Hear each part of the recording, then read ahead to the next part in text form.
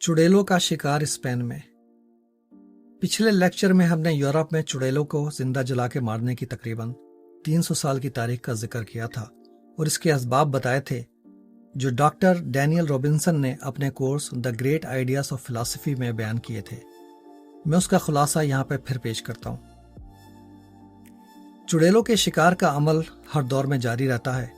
हर माशरा उस शख्स को कानून के जरिए सजा देना चाहता है जो सोसाइटी की अक्ल समझ यानी विजडम, अकायद और ईमान या बुनियादी उसूल यानी कोर वैल्यूज जिन पर माशरा या सोसाइटी कायम होती है के लिए खतरा हो। अक्सरियत या ताकतवर ग्रुप अपने रूहानी, माली और सियासी मफादात की हिफाजत के लिए हुकूमत और कानून की मदद से जब जब मौका मिलता है अकलियत या कमजोर ग्रुप को कुचलते रहता है। और हर दौर में लोगों को यकीन होता है, खासकर जब उनके अकायद और ईमान की हिफाजत की बात हो, कि वो जिन लोगों को पकड़कर सजा दे रहे हैं वो वाकई मुजरिम हैं और अगर उनको काबू में नहीं किया जाएगा तो लोगों के ईमान को खतरा है और माशरे में इंतशार फैलेगा। जैसा कि एक शिकारी को एक मजबूर, बेबस, कमजोर शिकार का शिकार करके खुशी होती है जिसमें उसको कोई खतरा नहीं होता, इसी तरह इस विच हंटिंग यानी चुड़ैलों के शिकार के अमल में भी लोग बड़े जोश और खरोश से हिस्सा लेते हैं, किसी खतरे के बगैर।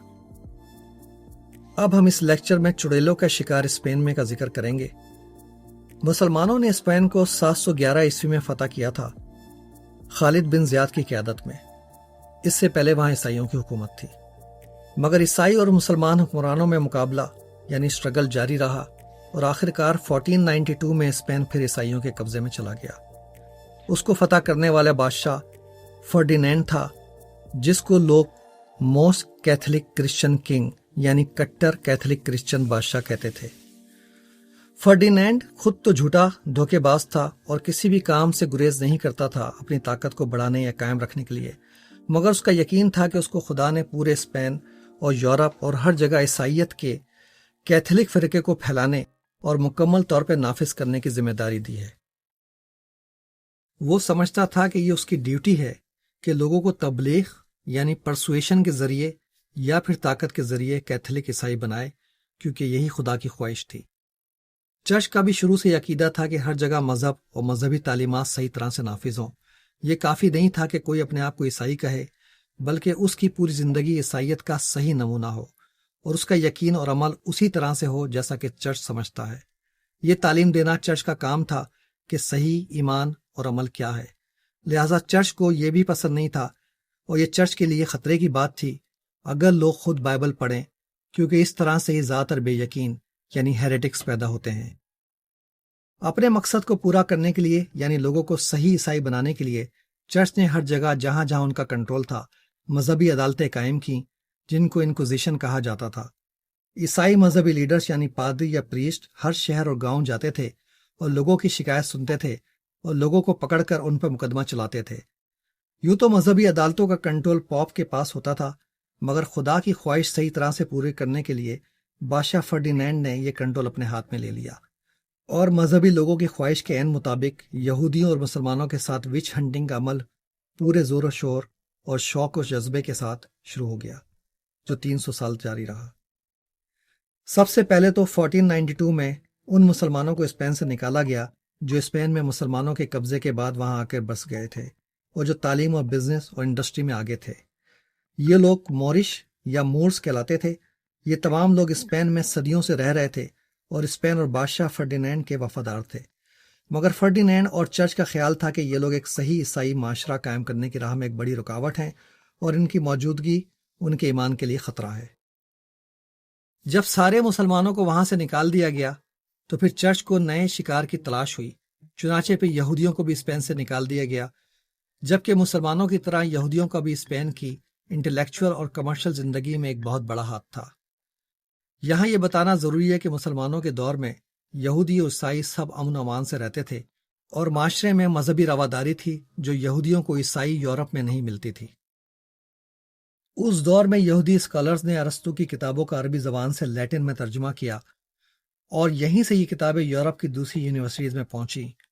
कुछ लोगों के हिसाब से यह दौर साइंस, कल्चर, आर्ट्स और फलसफे के हिसाब से यूरोप का गोल्डन एज समझा जाता था। आइए हम अपने मजमून की तरफ दोबारा आते हैं। यहूदियों को निकालने के बाद और शिकारों की तलाश हुई اور ان لوگوں کو ڈھونڈا گیا جو پہلے مسلمان یا یہودی تھے اور اب عیسائی بن گئے تھے۔ یہ سوال اٹھایا گیا کہ کیا وہ واقعی ایک سچے عیسائی ہیں؟ تصور کیجئے کہ آپ کا خاندان ایک ملک میں کئی صدیوں سے رہ رہا ہے۔ آپ کے آباء و اجداد مسلمان یا یہودی تھے، مگر بعد میں وہ عیسائی بن گئے۔ آپ ایک اچھے شہری کی طرح رہ رہے ہیں اور آپ نے کوئی جرم نہیں کیا، مگر اب اچانک ایک مذہبی عدالت آ جاتی ہے اور آپ سے کہہ رہی ہے کہ ثابت کرو کہ تم واقعی سچے عیسائی ہو، اور اگر تم یہ ثابت نہیں کر سکتے تو تم کو زندہ جلا کے مار دیا جائے گا تاکہ تمہاری روح کو سیلویشن مل سکے، یعنی وہ گناہوں سے پاک ہو جائے۔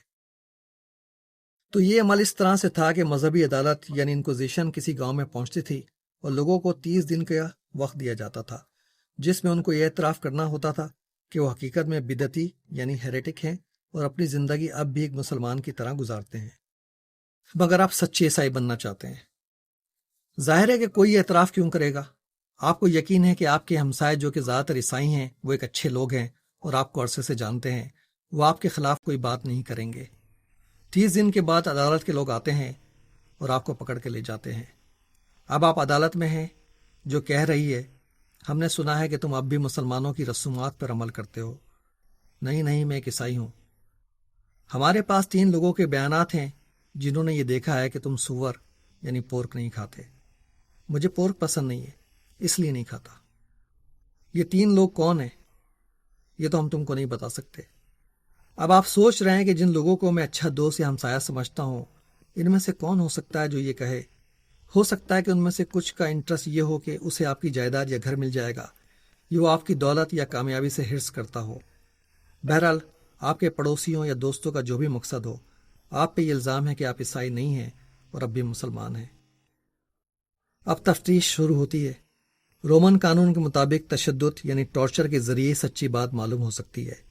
آپ کو چھت سے ہاتھوں سے باندھ کر لٹکا دیا جاتا ہے جب تک کہ آپ تکلیف سے بے حال ہو کر یہ اقرار نہ کر لیں کہ آپ واقعی اب بھی مسلمان ہیں، یا پھر آپ کے ہاتھ یا پاؤں کو اس وقت تک موڑا جاتا ہے جب تک کہ آپ کا جوڑ نہ نکل جائے۔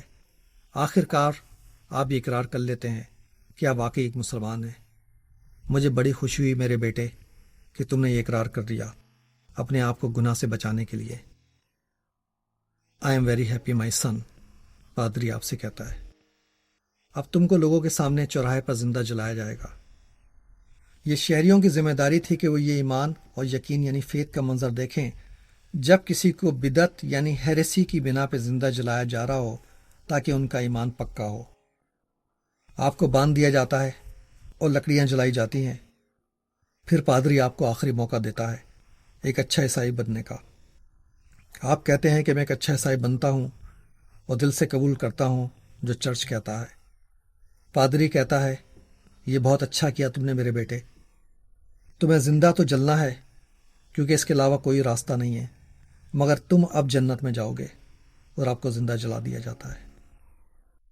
اس طرح مذہبی عدالتوں نے پورے اسپین میں اور پورے یورپ میں چن چن کر لوگوں کو جن پر ان کو ہیریٹک ہونے کا شک تھا، اور جن میں مسلمان، یہودی اور ہر وہ شخص شامل تھا جو مذہب یا چرچ کے بارے میں کوئی سوال اٹھائے، زندہ جلا کر مارا۔ ان بدقسمت لوگوں میں نامور سائنسدان بھی شامل تھے، اور یہ سب ہوا قانون اور عدالتوں کے تحت اور پوری سوسائٹی کی سپورٹ کے ساتھ سینکڑوں سالوں تک۔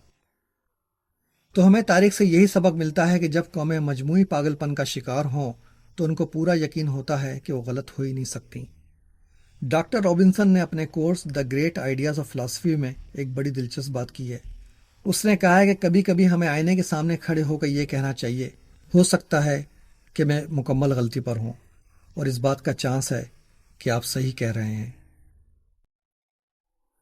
یہاں یہ معلوم ہونا بھی اہم ہے کہ چرچ کی مذہبی انتہا پسندی یعنی انٹالرنس اور اسپین کا اگلے چند سو سالوں میں کیا ہوا۔ پڑھے لکھے اور ذہین اور کامیاب بزنس مین مسلمان اور یہودیوں نے دوسرے ممالک میں جا کر ان ممالک یعنی جرمن، انگلینڈ، فرانس وغیرہ کو بہت ترقی دی۔ اگلے 150 سالوں میں اسپین کے بادشاہوں اور چرچ کے اس یقین نے کہ خدا کے مشن کو پورا کر رہے ہیں اور ان کو خدا کی مدد حاصل ہے، کامیابی در کامیابی سے نوازا، اور اسپین ایک سپر پاور بن گیا، دنیا کی سب سے بڑی حکومت اور طاقت۔ مگر اتنی بڑی حکومت کو قائم رکھنے کے لیے اس کو ایک بڑی فوج بھی پالنی پڑ رہی تھی۔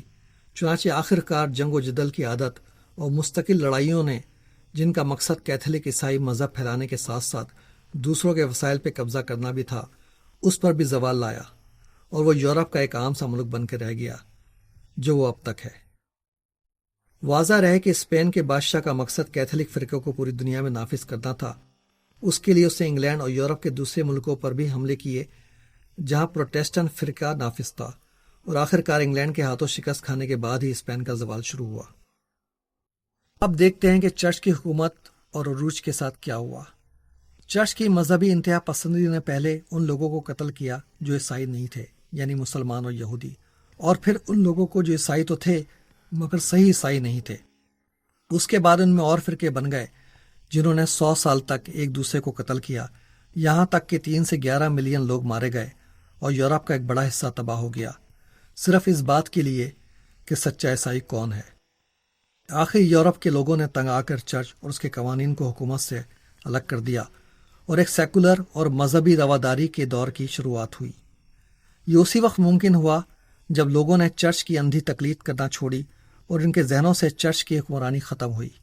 آج بھی عیسائی دنیا کا سب سے بڑا مذہب ہے، مگر مذہبی انتہا پسندی کے بغیر۔ مذہبی انتہا پسندی کی ٹوپی کو اتارنے میں یورپ اور چرچ کو 500 سال سے زیادہ کا عرصہ لگا ہے۔ جب پاکستان بنا تو ہمارے ملاؤں کو موقع مل گیا کہ وہ یہ ٹوپی پاکستان کو پہنا دیں۔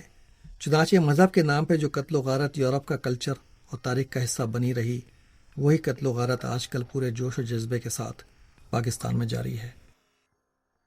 اگلے لیکچر میں ہم چڑیلوں کا شکار یونان میں کا ذکر کریں گے اور تقریباً 2400 سال پہلے جا کر دیکھیں گے کہ کس طرح لوگوں نے دنیا کے سب سے بڑے فلسفی کو زہر کا پیالہ پی کر مرنے کی سزا دی تھی، کیونکہ ان کے خیال میں وہ ان کے دیوتاؤں کو نہیں مانتا تھا اور نوجوانوں کو گمراہ کر رہا تھا۔ اس عظیم فلسفی کا نام سقراط ہے۔